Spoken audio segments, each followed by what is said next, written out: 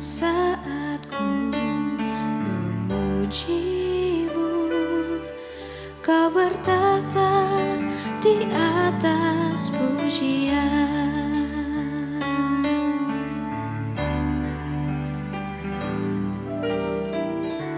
Saat ku menyembah-Mu, Roh-Mu bekerja. Saat ku memuji-Mu, Kau bertata di atas pujian. Ku angkat hatiku, ku pandang kekudusan-Mu. Saat ku sembah, ku puji-Mu, ku rasakan kehadiran-Mu Tuhan.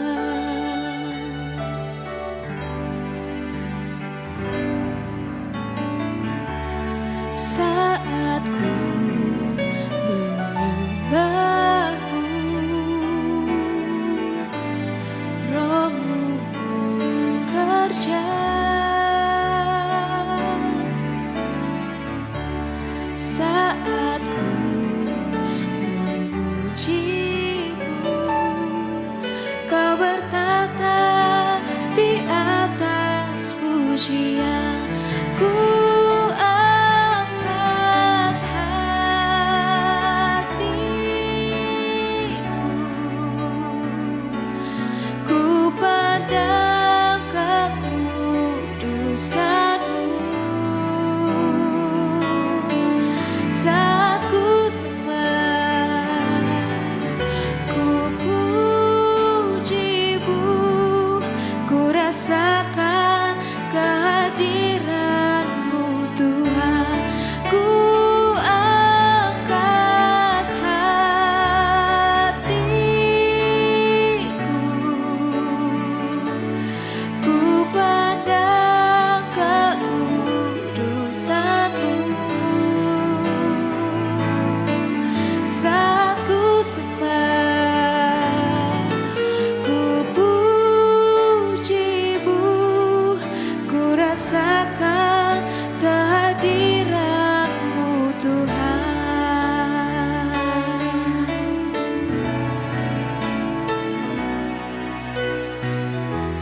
Saat ku menyembah-Mu,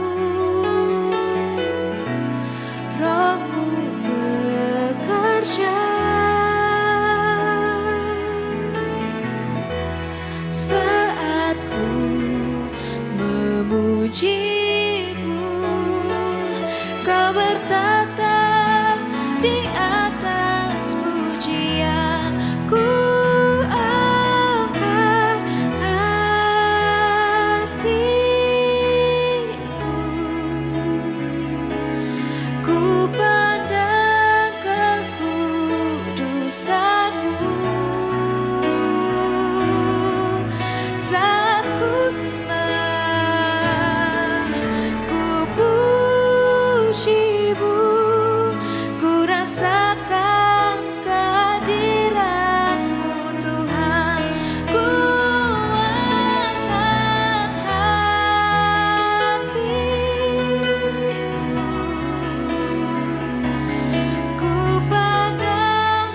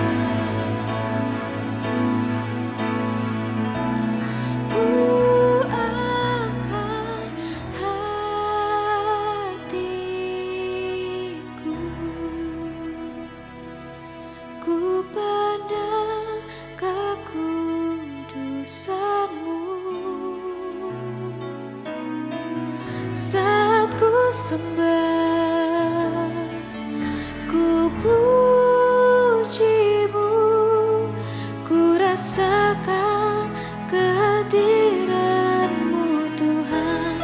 Ku angkat hatiku, ku pandang kekudusan-Mu. Saat ku sembah, ku pujimu, ku rasakan kehadiran-Mu Tuhan.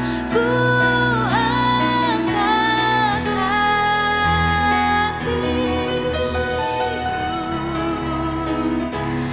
ku pandang kekudusan-Mu. Saat ku sembah,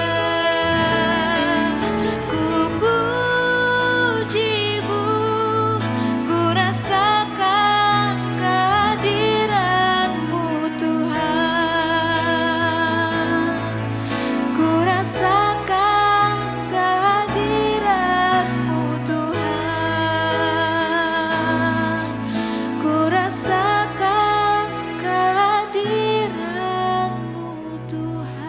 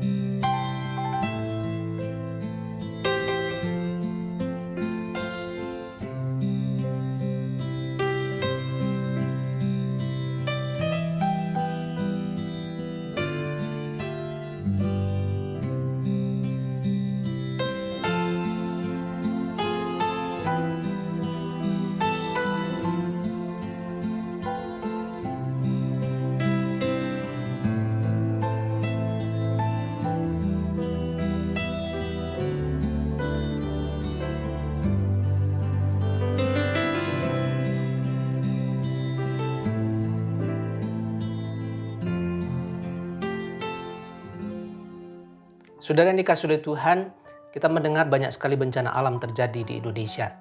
Apa yang dialami oleh saudara-saudara kita yang ada di Kalimantan Selatan karena banjir, apa yang dialami oleh saudara-saudara kita di Mamuju, Majene, Sulawesi Barat karena gempa, apa yang terjadi di Manado, Sulawesi Utara karena banjir. Nah, kita tidak bisa hadir di sana karena berbagai alasan, terutama karena pandemi COVID-19. Tetapi kita punya saudara-saudara kita di bawah naungan Mennonite Diakonia Service atau MDS, bekerja sama dengan Badan Nasional Penanggulangan Bencana Alam. Mereka hadir mendampingi, membantu saudara-saudara kita yang terdampak bencana. Kita tentu saja bisa menyatakan kepedulian dengan mendoakan mereka. Tapi jikalau Tuhan mempercayakan berkat kepada kita semua, mari sisihkan berkat yang kita punya untuk memberikan bantuan kepada saudara-saudara kita yang terdampak bencana. Salurkan bantuan saudara, salurkan dana saudara melalui Mennonite Diakonia Service. Nyatakan kebaikan kita, karena firman Tuhan berkata di dalam Filipi pasal 4 ayat 5, hendaklah kebaikan hatimu diketahui oleh semua orang. Tuhan sudah dekat. Jadikan momen ini, jadikan kesempatan ini untuk menyatakan kasih dan kebaikan kita kepada saudara-saudara kita yang membutuhkan. Tuhan memberkati kita semua.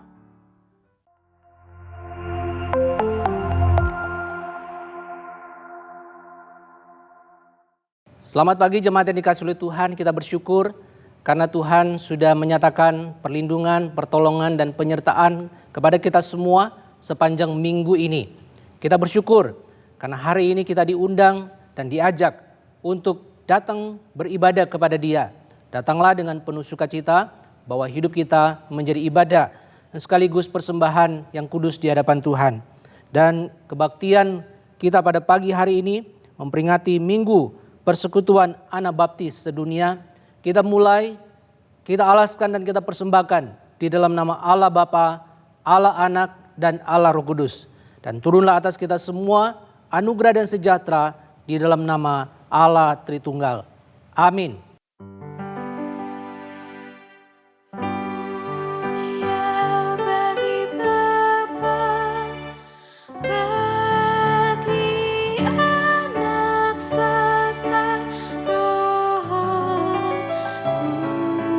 Kudus, dari permulaannya, sekarang dan akan jadi selama-lamanya.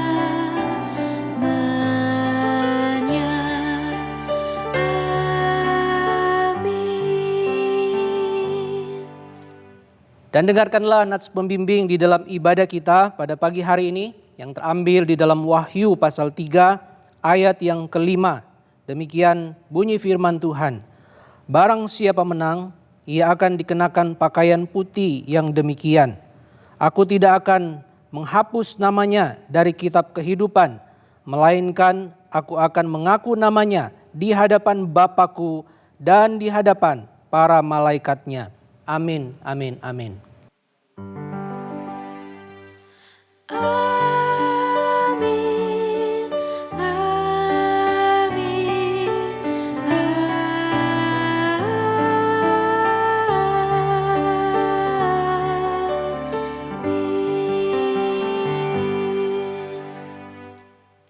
Shalom saudara, apa kabar? Puji Tuhan, kita bisa bersama-sama beribadah kembali. Itu semua karena kasih Allah, kasih Tuhan yang tidak pernah berkesudahan dalam hidup kita. Mari kita sama-sama memuji nama Tuhan, menyorakkan nama Tuhan, sebab Dia Allah yang layak untuk kita puji.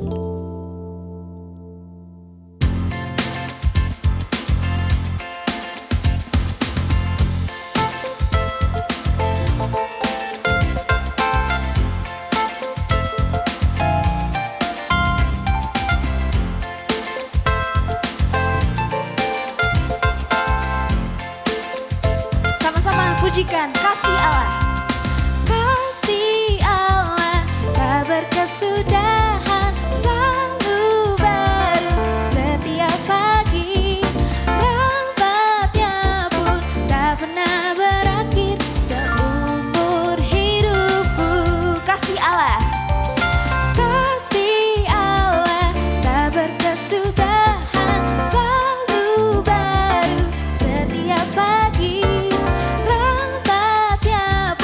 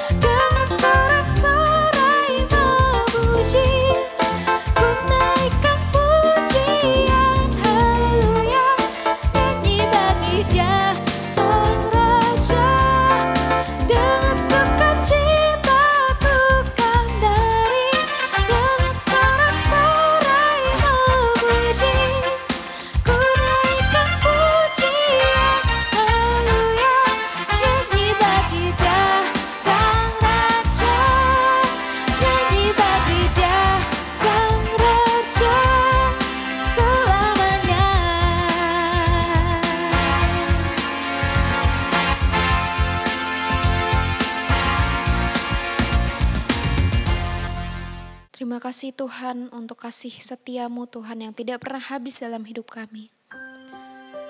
Sekarang kami mau buka hati kami lebih lagi Tuhan. Kami mau buka hati kami agar Roh-Mu boleh menjamah setiap kami. Roh-Mu boleh mengurapi setiap kami.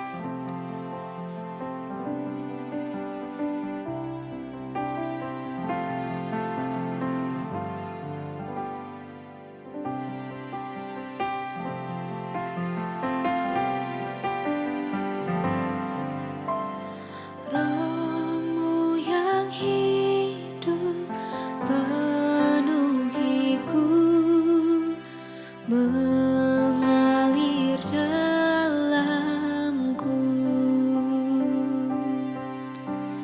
Jiwaku tenang bersama-Mu dalam naungan-Mu. Ku buka hati untuk jamahan-Mu, berserah penuh di hadirat-Mu. Kau ambil alih seluruh hidupku di altar-Mu, menyembah-Mu.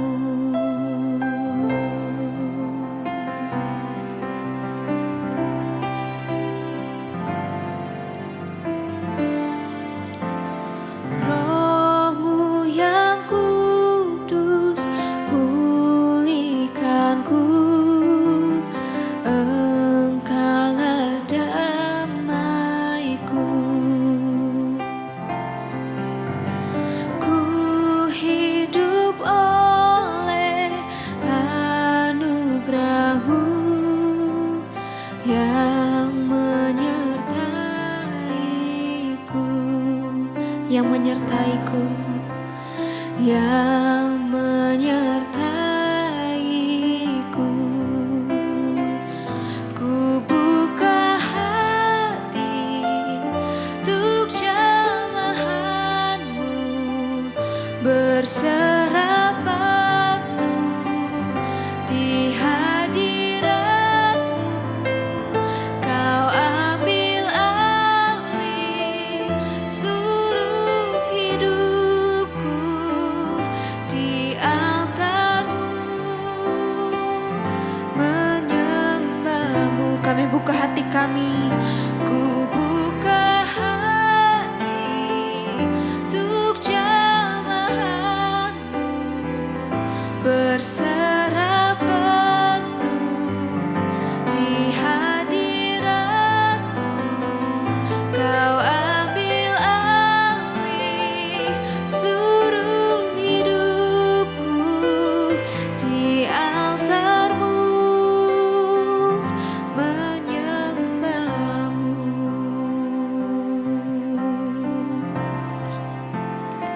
Roh-Mu yang hidup, Roh-Mu yang hidup penuhiku, datang urapiku.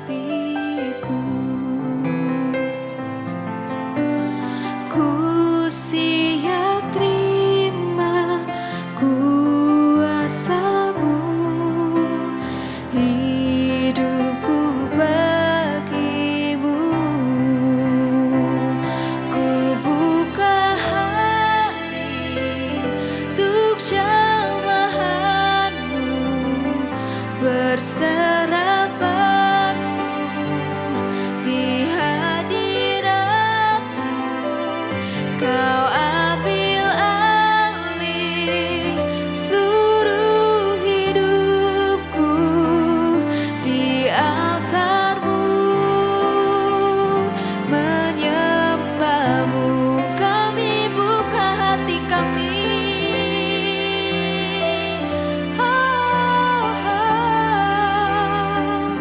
berserah penuh di hadirat-Mu.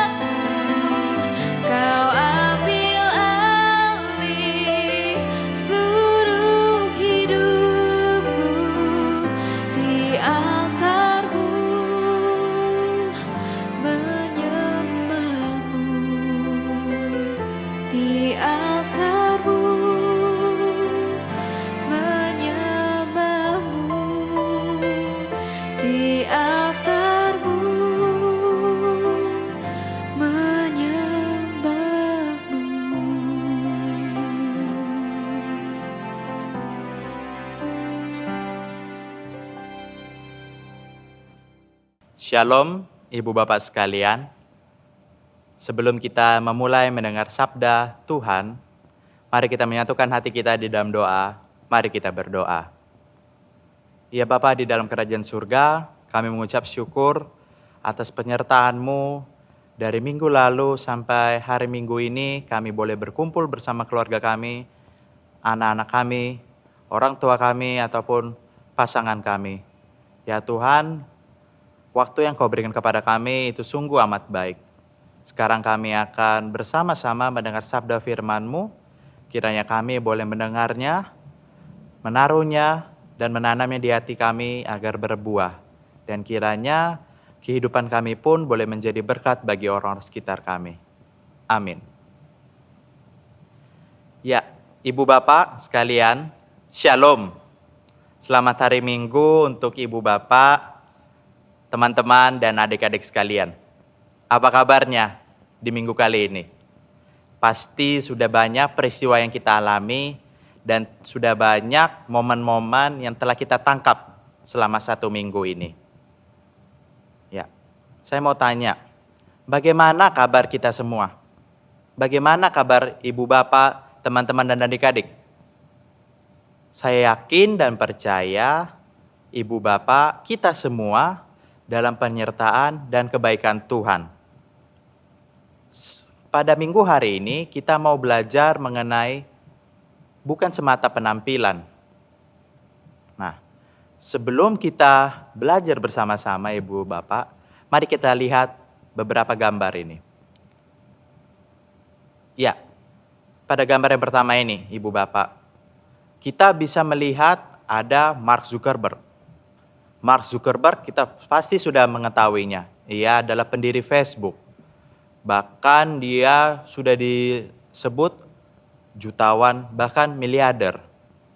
Dan di sampingnya ada seorang rapper atau musisi pop culture yang dalam berbusana memakai pakaian yang istilah anak-anak muda zaman sekarang hypebeast. Dan memakai perhiasan atau aksesoris yang bling-bling. Nah, ini ada dua sosok yang berbeda ya Ibu Bapak. Satu yang memakai pakaian yang amat sederhana, padahal seorang yang miliarder atau bisa dibilang digit di rekeningnya kita nggak tahu berapa. Nolnya itu ada berapa, kita nggak tahu. Dan di sampingnya ada musisi yang pasti kekayaannya belum seperti Mark Zuckerberg. Kemudian di slide kedua Ibu Bapak ini. Ya kalau kita berpikir, saya dengan anak saya atau saya dengan orang tua saya mau liburan, mau hangout atau mau nongkrong. Pasti yang terbesit dalam pikiran kita adalah bagaimana kita memakai busana yang simple, yang membuat kita bergerak bebas, tidak perlu repot harus membenarkan ini, membenarkan itu. Maka yang terbesit adalah casual fashion, istilah zaman sekarang.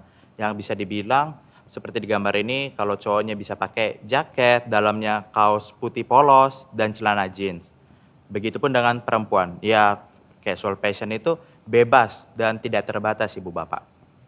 Kemudian, kalau yang terbesit di pikiran kita, nanti saya mau ke pesta sahabat saya.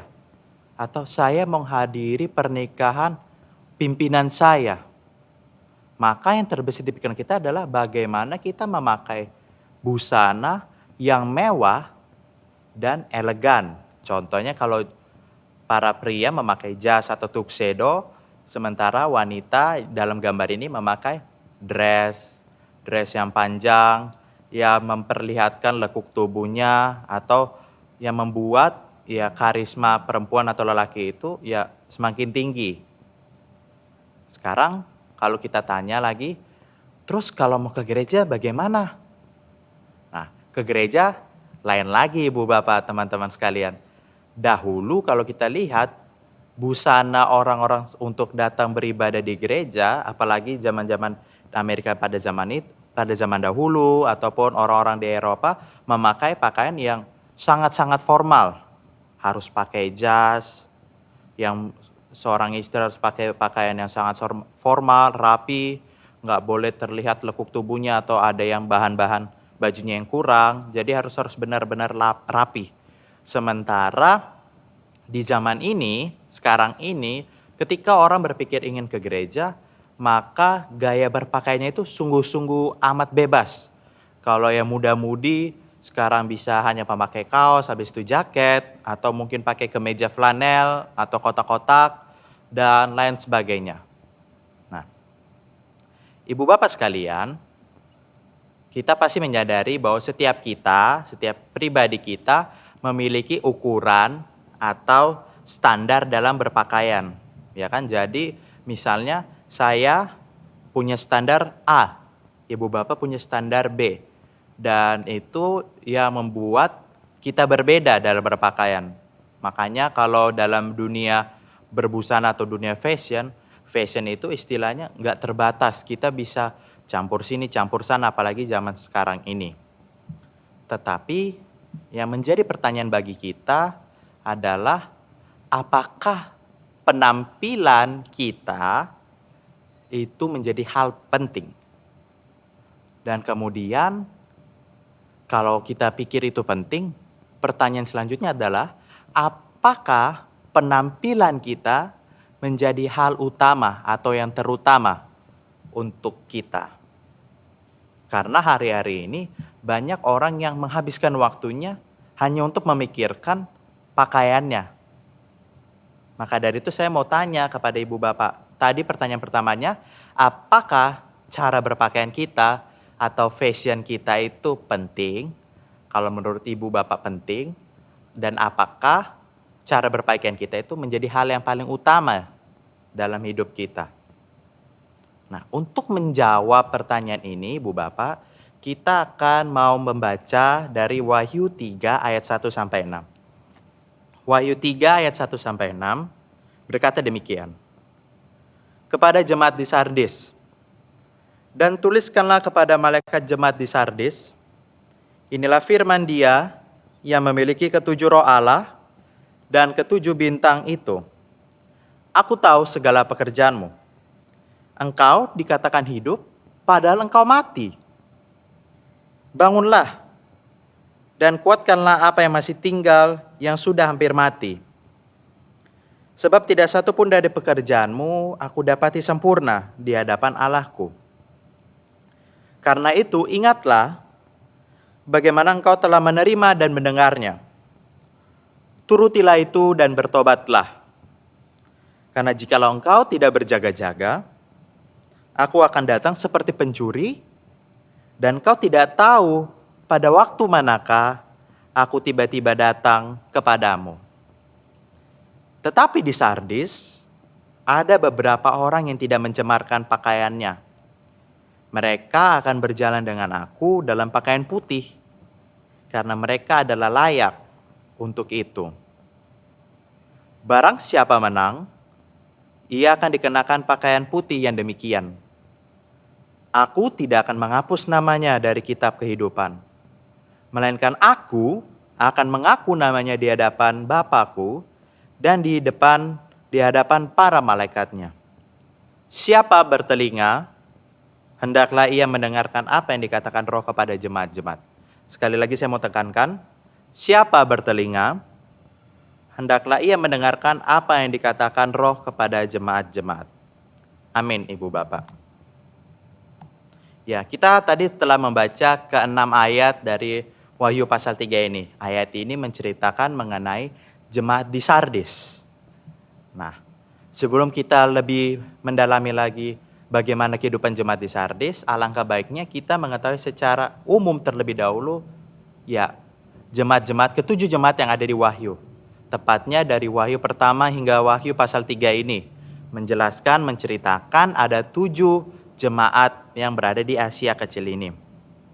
Nah, ketujuh jemaat ini Ibu Bapak dikelompokkan menjadi 3 kelompok. Kelompok yang pertama yang disebut sebagai dalam tanda kutip adalah kelompok sakit. Itu ada jemaat di Efesus dan di Laodikia. Kemudian kelompok yang sehat adalah di jemaat di Smyrna dan Philadelphia. Dan kelompok yang ketiga, saya menggunakan istilah suam-suam kuku.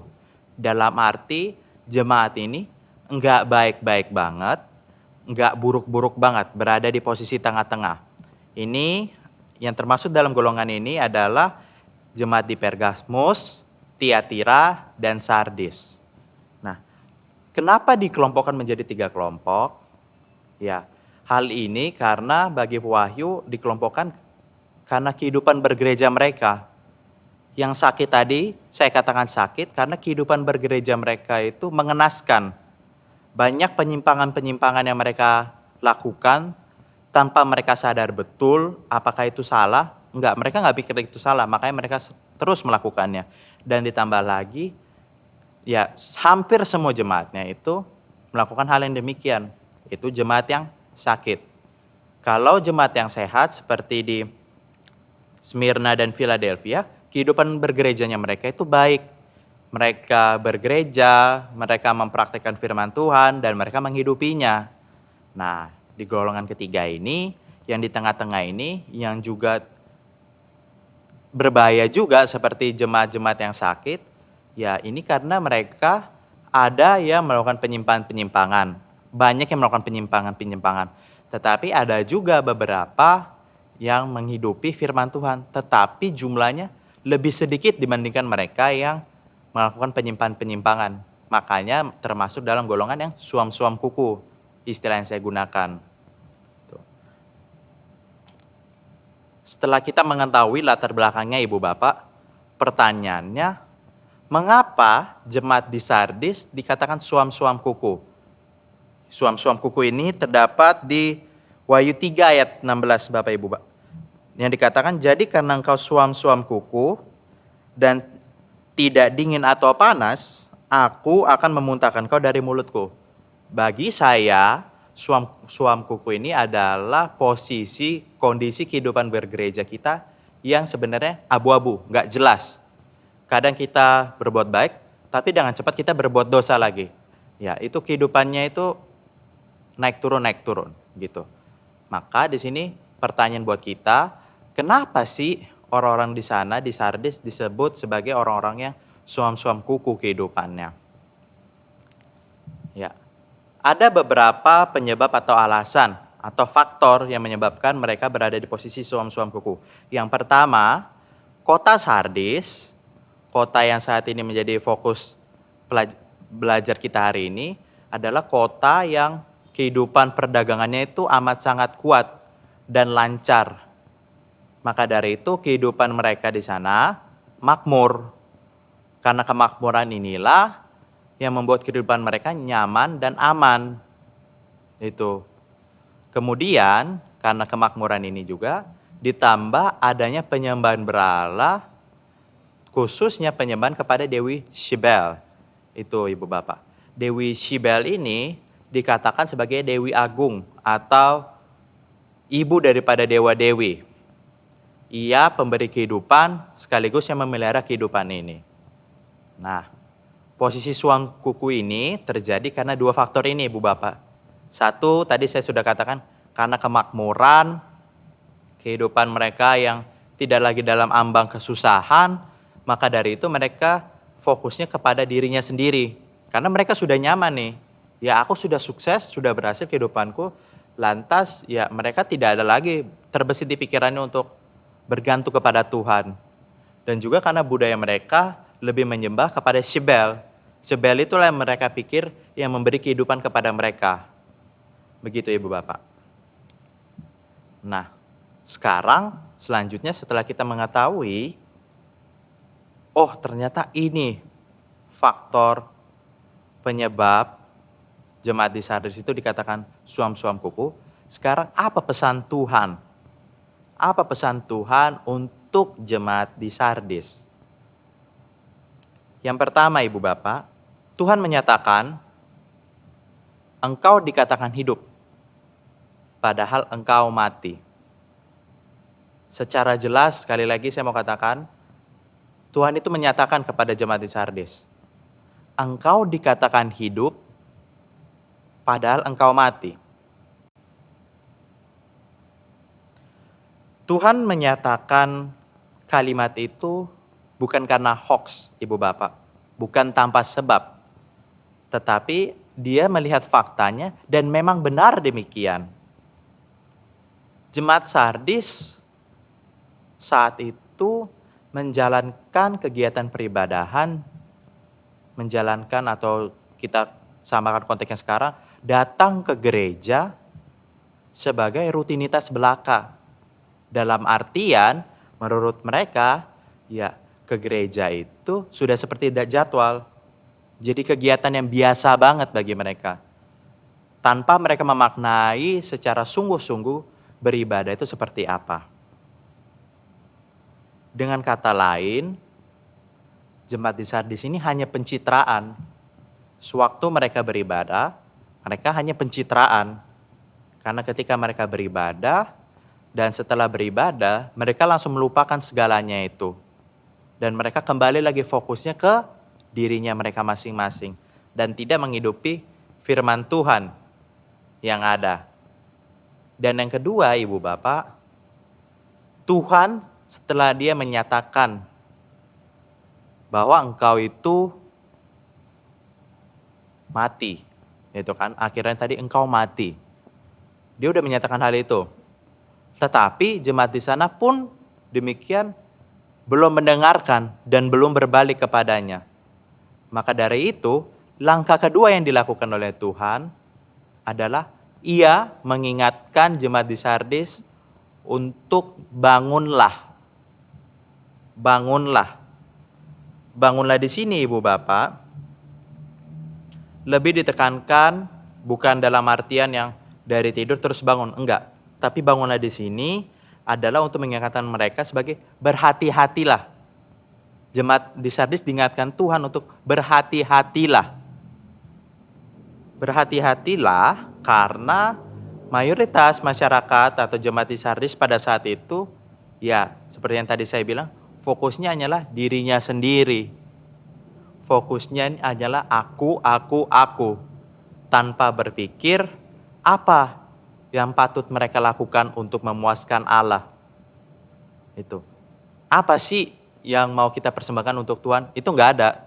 Dalam tas pikiran mereka enggak ada. Jadi yang mereka selalu kejar adalah keegoisan dirinya mereka. Maka dari itu, Tuhan memperingatkan mereka. Di tahap kedua ini Tuhan sudah memperingatkan nih, Ibu Bapak. Namun lagi-lagi jemaat di Sardis tidak mendengarkan dan tidak berbalik. Dia tidak berbalik, mereka tidak berbalik. Maka dari itu, cara terakhir yang Tuhan lakukan adalah ia mengancam jemaat di Sardes. Ia mengancam dengan jikalau engkau tidak berjaga-jaga, aku akan datang seperti pencuri. Nah, yang di bagian ketiga ini, Tuhan sudah menekankan dengan keras Ibu Bapak. Kalau kamu udah gak mau dengerin saya lagi, kalau kamu tidak berbalik kepadaku, maka cara terakhir yang kulakukan, kalau engkau masih melakukan dosa, engkau akan binasa.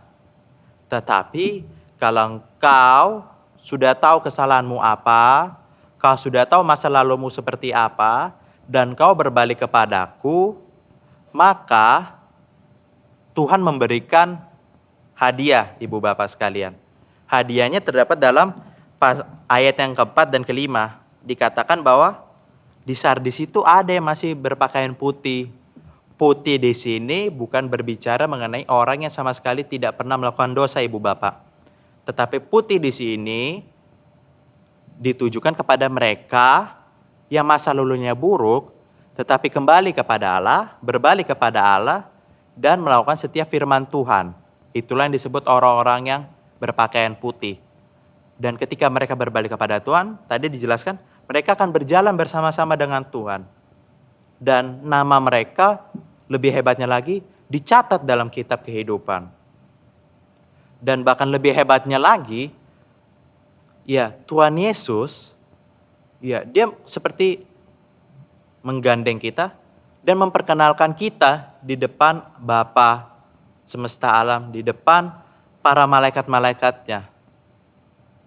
Jadi, Ibu Bapak, ada 3 tahap dalam pesantuan ini. Yang pertama, saya menggunakan istilah menyatakan, karena Tuhan di sini mendidik jemaat di Sardis nggak langsung, dia memang tahu apa yang dilakukan oleh jemaat di Sardis, tapi dia tidak dengan secara buta langsung pukul, enggak. Cara yang lakukan tidak seperti cara pada saat kita baca Tuhan di masa Perjanjian Lama yang keras, tidak. Tapi di sini dia melalui tahap-tahap yang ada. Pertama, ia kritik dulu nih. Ia sentil dulu jemaat di Sardis dengan kalimat, iya engkau itu hidup, tapi engkau mati. Kalimat ini Ibu Bapak berbanding terbalik dengan Rasul Paulus dengan rekan-rekannya. Yang menyatakan bahwa mereka itu nyaris mati, tapi mereka hidup. Itu ada dalam 2 Korintus 6 ayat 9. Ini berbanding terbalik kan? Karena di kehidupan Rasul Paulus dengan rekan-rekannya, mereka terus demikian ditekan, disiksa, karena kehidupan mereka yang berfokus kepada Tuhan. Nah, setelah Tuhan telah mengkritik jemaat di Sardis, Ibu Bapak, dan tahap yang kedua dilakukannya adalah mengingatkan. Ini istilahnya mengepalkan tangannya lah. Tuhan telah mengepalkan tangannya, udah siap-siap nih. Dia masih lihat kehidupan jemaat di sana, istilahnya gue masih pantengin nih, saya masih pantengin nih kalian. Nah, tapi dia udah siap-siap nih. Maka dari itu dia bilang kan, bangunlah, berjaga-jagalah kamu. Setelah tahap kedua ini masih juga gak didengar, ya tahap yang ketiga dilakukan Tuhan adalah dia bangkit, udah siap. Makanya gambar yang saya pilih ini seperti seorang samurai yang udah menaikkan katananya, udah siap-siap menghukum lah. Itu karena kebebalan jemaat di Sardis ini yang posisi kehidupan bergerejanya tidak jelas, yang menyembah Sibel, yang berfokus hanya mencari harta, dan harta. Kemudian Ibu Bapak, dari cerita atau kisah jemaat di Sardis ini, sebenarnya jemaat di Sardis adalah cerminan nyata kita manusia pada zaman saat ini yang selalu mementingkan keakuan kita. Yang selalu mencari cara bagaimana memuaskan diri kita pribadi. Bagaimana kita bersama keluarga kita tampil yang terbaik dari yang terbaik dari yang terbaik. Itu. Bahkan tidak jarang juga orang yang karena fokusnya ke dirinya sendiri, ia merendahkan orang lain yang berada posisinya lebih rendah daripada dia. Yang padahal kita tahu Ibu Bapak, setiap manusia itu berbeda-beda dan setiap manusia itu nilainya sebenarnya sama. Ya, nilai manusia itu nggak terlihat dari seberapa mewah pakaianmu. Tidak, Ibu Bapak, teman-teman sekalian. Fashion itu nggak mencerminkan diri kita sesungguhnya, nilai kita sesungguhnya. Enggak. Contoh tadi nyatanya kan, Mark Zuckerberg. Ia orang yang punya bergelimang harta. Uangnya banyak. Uang dia mau beli barang-barang branded juga gampang seperti recehan. Tetapi dia tidak melakukan demikian. Begitu. Tetapi ada juga orang yang membeli barang-barang branded atau bagus-bagus itu. Pada hari ini orang membeli barang-barang branded bukan untuk kepuasannya sendiri, Ibu Bapak, teman-teman sekalian. Tetapi untuk show off ke orang-orang lain. Maka dari itu kalau kita perhatikan, kalau kita selalu memikirkan, apa yang mau kupakai, seringkali orang berpikir lama itu karena bukan lagi berbicara mengenai kepuasan diri sendiri, fashion itu, tetapi lebih kepada kepuasan orang-orang lain. terkadang kita pakai baju itu hanya untuk mendapat penilaian yang bagus dari orang lain. Bukan dari diri kita sendiri. Itulah sudah menjadi suatu kesalahan Ibu Bapak. Karena tadi yang saya bilang kan, cerminan jemaat di Sardis yang keakuannya tinggi, di saat ini pun keakuan kita tinggi. Dari cara paling simpel aja deh. Kalau kita berpakaian hanya untuk memuaskan orang lain, itu sudah menjadi suatu kesalahan. Ya dong, karena kan simple aja gitu loh Ibu Bapak. Fashion itu untuk kepuasan dirimu sendiri. Ya kamu berpakaian untuk kamu sendiri. Gitu. Kamu gak percaya diri, tetapi kalau kamu memakainya dan mendapat penilaian bagus dari orang lain, buat apa? Menurut saya itu sia-sia Ibu Bapak. Itu. Seringkali kita melupakan kemanusiaan kita hanya untuk keakuan kita. Ibu Bapak, keakuan manusia inilah yang sungguh teramat dibenci oleh Tuhan. Tuhan membencinya karena kita lupa posisi kita siapa. Kita hadir di dunia ini untuk pada dasarnya memuliakan nama Tuhan. Untuk memuaskan Tuhan. Memuaskan dalam artian kamu melayaninya, kamu bekerja untuk Tuhan, kamu hadir di tengah-tengah keluargamu untuk Tuhan, seperti itu. Kita kehilangan fokus nih, kita melenceng Ibu Bapak. Kita seperti jemaat di Sardis yang melenceng karena kita selalu mencari untuk kepuasan diri kita. Tapi saya tekankan sekali lagi, sebenarnya kita itu perlu menyenangkan Tuhan. Lalu, bagaimana cara untuk menyenangkan Tuhan? Satu, Ibu Bapak, kita perlu fokus kepadanya. Saya ambil gambar di sininya, seorang yang berjalan di tengah rel kereta, yang nggak tahu tujuannya itu di mana, pokoknya jalan terus, itulah yang disebut fokus. Kita perlu fokus untuk hidup di dalam Tuhan. Kita perlu berusaha yang terbaik dari yang terbaik kita berikan kepada Tuhan. Jika engkau hari ini telah melakukan hal yang baik, yang terbaik, maka esoknya kita perlu melakukan yang lebih baik lagi Ibu Bapak. Maka dari itu kita perlu tanam di diri kita harus jadi pribadi yang lebih baik setiap harinya. Jadi kita selalu berproses.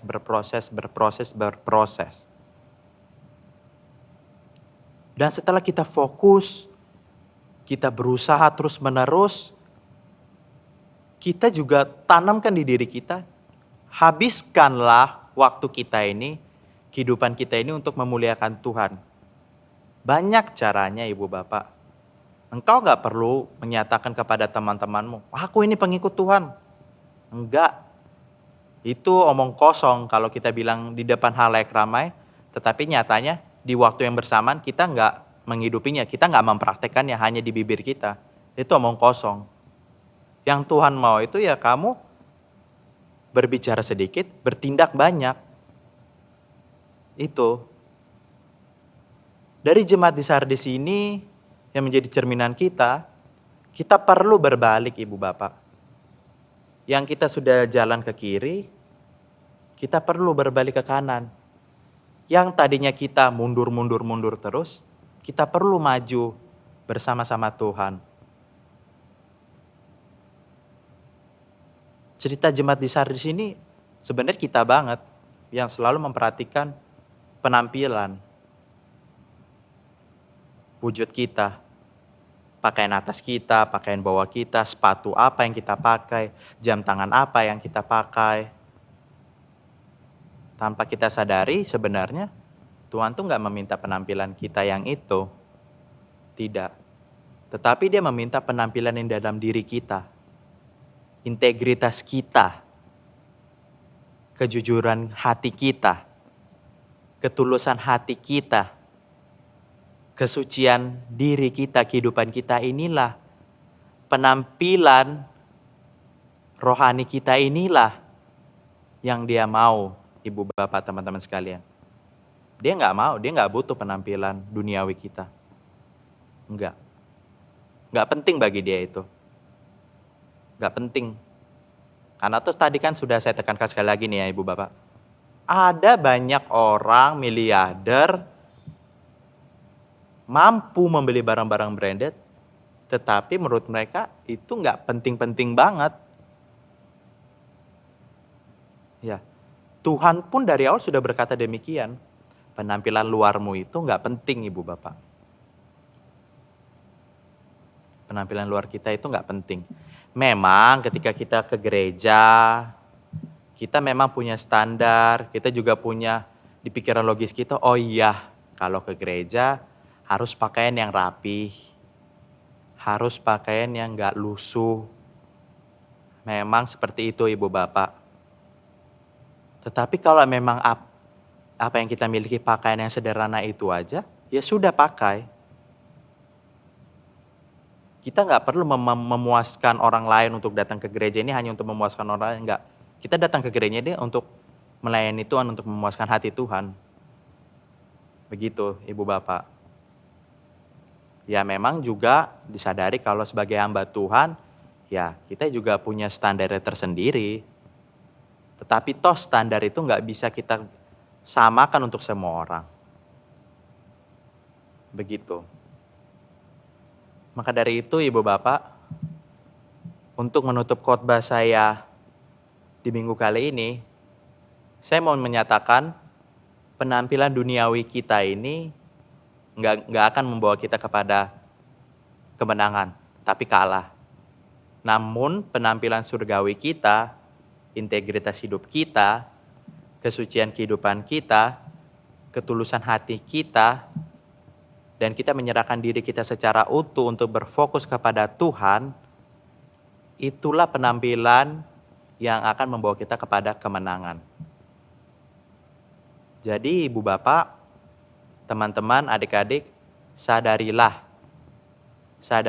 bahwa yang perlu kita perbaiki adalah pakaian yang ada di dalam diri kita ini. Integritas kita. Ketika kita masih belum memiliki integritas, maka bangunlah integritasmu. Kalau engkau sudah memiliki integritas tetapi masih naik turun, buatlah integritasmu semakin kokoh. Kalau kita masih sering menduakan hati Tuhan, kita perlu menomorsatukan Dia dari segalanya. Karena dari itu Bapak Ibu, sekali lagi saya mau tekankan, bukan penampilan. Tuhan tidak melihat penampilan kita ini. Seperti saat ini saya memakai jas. Tuhan itu sebenarnya nggak mementingkan jas ini Ibu Bapak. Tetapi apa yang di dalam hati saya pribadi, itulah yang Dia pentingkan. Apakah saya sudah hidup benar dalam Dia? Itulah yang Ia pentingkan. Yang Ia selalu tanyakan kepada kita. Ibu Bapak, saya tekankan sekali lagi, marilah kita sebagai anak-anak Tuhan, berusahalah untuk mementingkan penampilan rohani kita dibandingkan penampilan duniawi kita. Kiranya firman Tuhan ini boleh kita dengar, kita tanam di hati kita, dan boleh berbuah agar orang-orang di sekitar kita pun merasakan buah tersebut. Amin. Mari Ibu Bapak kita berdoa. Tuhan semesta alam, kami sungguh mengucap syukur di pagi ini kami boleh belajar bahwa sebenarnya yang Kau inginkan Tuhan adalah penampilan surgawi yang ada di dalam hati kami. Integritas kami, kesucian hati kami, ketulusan hati kami, itulah yang terpenting bagimu. Bukan mengenai apa yang kami pakai, gaun yang mewah yang kami pakai. Engkau tidak mementingkan itu. Tuhan, ampunilah kami. Tuhan, kasihanilah kami. Karena kehidupan kami masih seperti jemaat di Sardis yang suam-suam kuku, yang tidak jelas mau ke arah mana. Tuhan, ajarkanlah kami agar kami boleh sebagai jemaat dalam keluarga kami, dalam kehidupan kami, kehidupan pekerjaan kami, kehidupan pendidikan kami, sebagai keluarga dalam jemaat GKMI Gloria Patri, sebagai jemaat Mennonite, ajarkanlah kami agar kami boleh memuaskan hati-Mu. Ajarkanlah kami agar dalam kehidupan kami ini kami boleh fokus hanya untuk-Mu. Ajarkanlah kami agar kami boleh berusaha sekuat-kuatnya setiap hari demi hari kami menjadi pribadi yang lebih baik lagi. Tuhan, bantulah kami agar kami memiliki integritas seperti integritas-Mu. Tuhan, ajarkanlah kami agar kami boleh memiliki hati seperti hati-Mu. Tuhan, ajarkanlah kami agar kami boleh memiliki dan menggunakan mulut seperti mulut-Mu. Dan ajarkanlah kami Tuhan, sebagai seorang ayah, kami boleh seperti layaknya Bapa yang mengasihi anak-anaknya. Ajarkanlah kami sebagai seorang ibu, boleh memiliki kasih ibu seperti yang Kau miliki. Dan ajarkanlah kami sebagai anak-anak, boleh mendengarkan kedua orang tua kami, layaknya Engkau yang mendengarkan Bapa. Tuhan, kasihanilah kami. Tuhan, tanamlah di hati kami, agar kami menjadi pribadi yang lebih mementingkan pakaian surgawi kami. Agar kami boleh menjadi pemenang yang sejati. Agar kami boleh berjalan bersama-Mu. Agar kami boleh Engkau rangkul dan pegang pada akhirnya. Inilah doa kami. Dalam Kristus Yesus kami berdoa dan mengucap syukur. Amin. Saudara yang dikasihi oleh Tuhan, kita sudah mendengarkan kebenaran firman Tuhan. Mari kita lakukan kebenaran firman Tuhan, kita mengambil komitmen untuk memberlakukan firman Tuhan sebagai cara kita mengikuti Yesus Kristus. Kita bangkit berdiri, bersama-sama kita akan mengucapkan komitmen kemuridan dan kemudian disambung dengan pengakuan iman rasuli. Mari kita mengucapkan bersama-sama. Kami bersaksi bahwa tidak seorang pun dapat sungguh-sungguh mengenal Kristus kecuali ia yang mengikutinya setiap hari dalam kehidupan. Pengakuan iman rasuli. Aku percaya kepada Allah, Bapa yang Maha Kuasa, Khalik langit dan bumi, dan kepada Yesus Kristus, Anak-Nya yang tunggal Tuhan kita, yang dikandung daripada Roh Kudus, lahir dari anak darah Maria, yang menderita sengsara di bawah pemerintahan Pontius Pilatus, disalibkan, mati dan dikuburkan, turun ke alam maut. Pada hari yang ketiga, bangkit pula dari antara orang mati, naik ke surga, duduk di sebelah kanan Allah, Bapa yang Maha Kuasa. Dan dari sana ia akan datang kembali untuk menghakimi orang yang hidup dan yang mati. Aku percaya kepada Roh Kudus, gereja yang kudus dan am, persekutuan orang kudus, pengampunan dosa, kebangkitan orang mati, dan hidup yang kekal. Amin. Mari sama-sama kita berdoa untuk persembahan. Terima kasih Tuhan buat firman-Mu yang menguatkan kami, yang memberi kami pengertian, dan tiba saatnya kami memberikan persembahan kami Tuhan. Kau yang kuduskan, Kau yang sucikan, Kau yang berikan hikmat buat setiap hamba-hamba-Mu Tuhan, majelis yang mengelola persembahan ini. Biarlah Kau yang memampukan mereka untuk dapat mempergunakannya untuk kemuliaan nama-Mu saja Tuhan. Ini persembahan kami, di dalam nama Tuhan Yesus kami berdoa. Amin.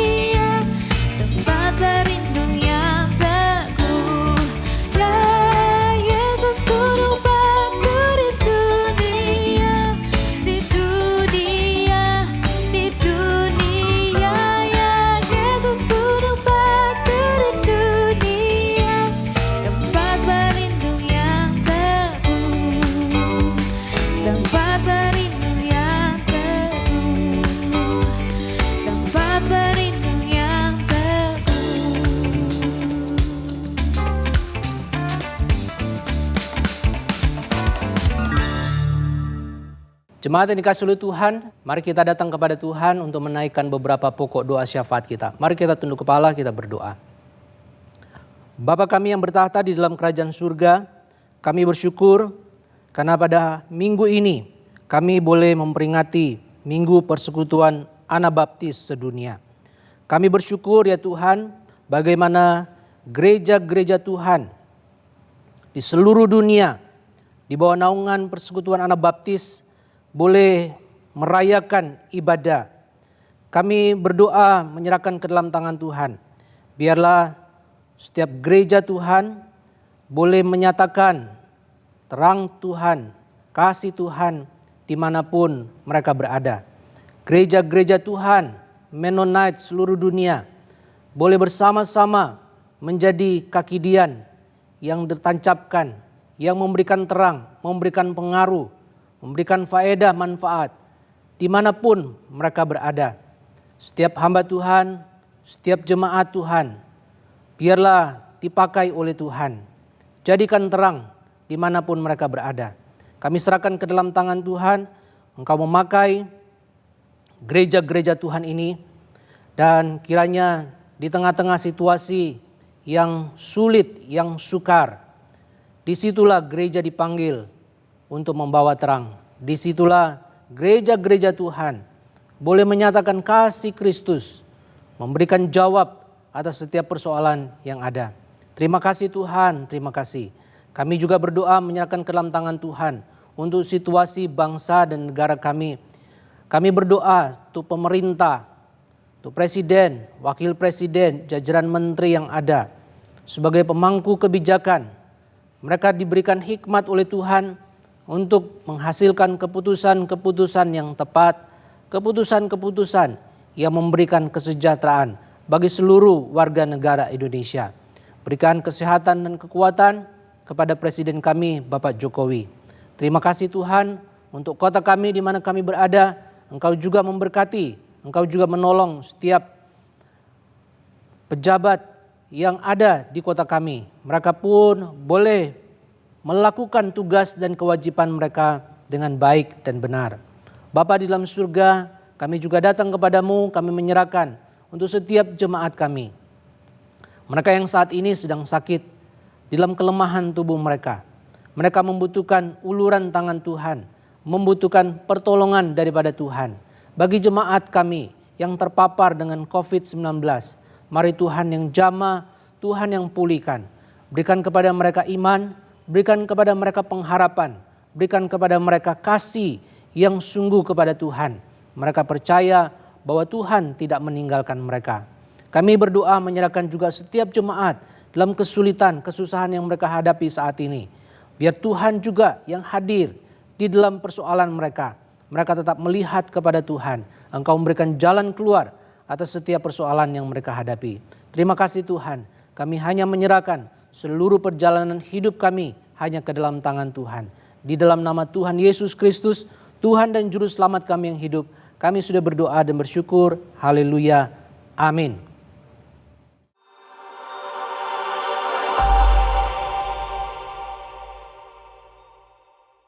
Selamat pagi Bapak Ibu Jemaat GKMI Gloria Patri. Puji Tuhan, kita dapat berjumpa hari ini dalam kebaktian umum hari ini.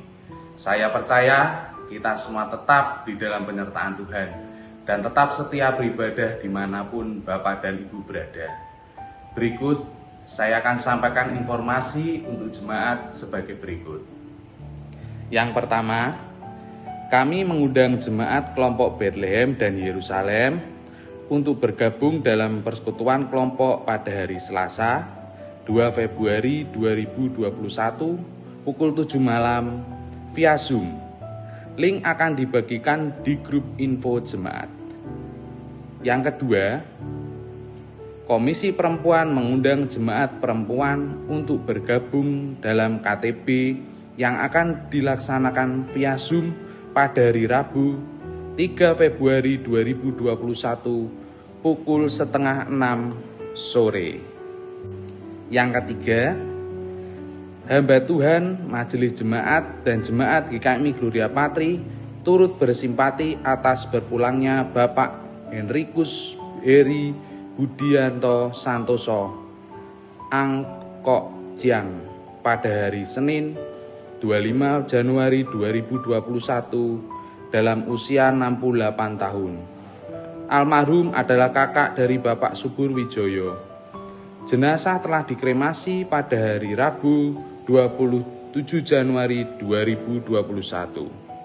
Yang keempat, saat ini aplikasi GKMI Gloria Patri Digital telah aktif kembali dengan format dan pembaruan yang lebih baik. Melalui aplikasi ini, jemaat dapat mengakses warta jemaat, video kebaktian, dan informasi aktual gereja. Untuk itu, jemaat dipersilakan mengunduh aplikasi khusus Android ini di Google Play Store. Yang kelima, kebaktian Youth Sign Generation diadakan setiap hari Sabtu pukul 6 sore melalui Zoom, dan kebaktian sekolah minggu GP Kids diadakan setiap hari Minggu pukul 9 pagi melalui kanal YouTube gereja. Untuk anak-anak GP Kids, hari ini akan diadakan Zoom bulanan GP Kids pukul 11 siang untuk kelas pra-indria dan indria, pukul 4 sore untuk kelas pratama, madya, dan pra-remaja. Kiranya menjadi perhatian jemaat sekalian. Mari kita terus berdoa, bersandar, dan mohon penyertaan Tuhan terus dalam keluarga kita di tengah pandemi yang kita sedang hadapi bersama. Demikian sapaan dari majelis hari ini. Selamat hari Minggu. Tuhan Yesus memberkati.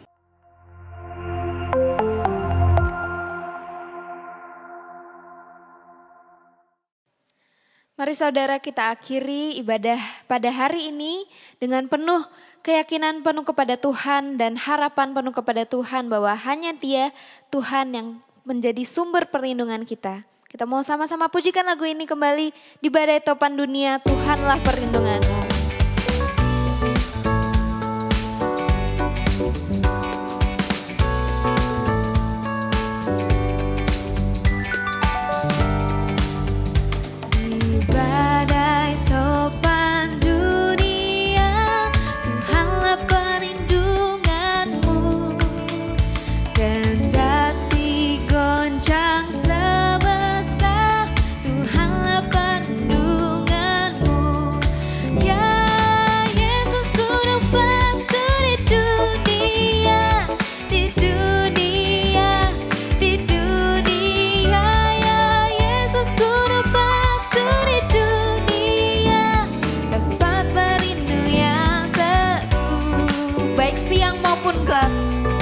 Tuhanlah perlindungan kita. Baik siang maupun malam gelap, Tuhanlah perlindunganmu. Niscaya takut lenyap, Tuhanlah perlindunganmu. Ya Yesus guru batu di dunia, di dunia, di dunia.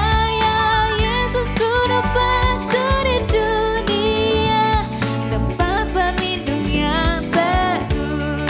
Ya Yesus guru batu di dunia, di dunia, di dunia.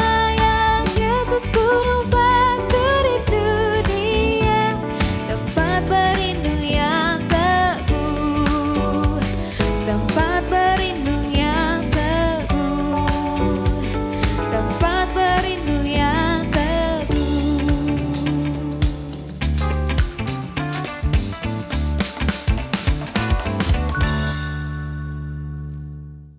Jemaat yang dikasihi oleh Tuhan, kita sudah mendengarkan kebenaran firman Tuhan. Kita sudah beribadah. Sekarang waktunya untuk kita menyatakan ibadah kita yang sesungguhnya dimanapun kita berada. Di saat kita mengakhiri kebaktian ini, mari kita mengarahkan hati kita kepada Tuhan. Milikilah pikiran Kristus untuk hidup dalam kasih. Berjalanlah sama seperti Yesus yang melintasi batas pemisah. Hiduplah dalam kasih dan penuh damai dalam persekutuan kita dengan Tuhan kita Yesus Kristus. Dan kiranya kasih dan saling memahami ada di dalam hati kita dan di dunia ini. Kiranya damai dan persahabatan menjadi tempat perlindungan kita di tengah badai. Kiranya kita memiliki daya untuk berbicara kebenaran dan menyatakan perdamaian dan terus memiliki hati untuk melayani. Dan kiranya kita mengalami pewahyuan dalam Roh Kudus, berkat dan cinta kasih dari Allah dan damai dalam Tuhan kita Yesus Kristus, sehingga kita dapat bersama-sama membawa kebenaran, keadilan, dan komunitas kepada dunia ini. Haleluya. Amin.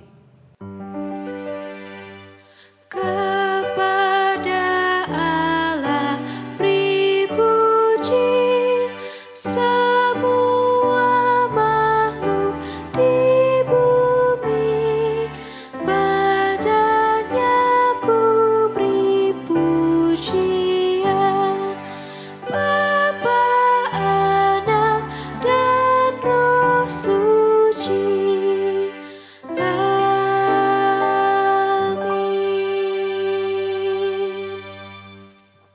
Selamat hari Minggu, Tuhan memberkati kita semua.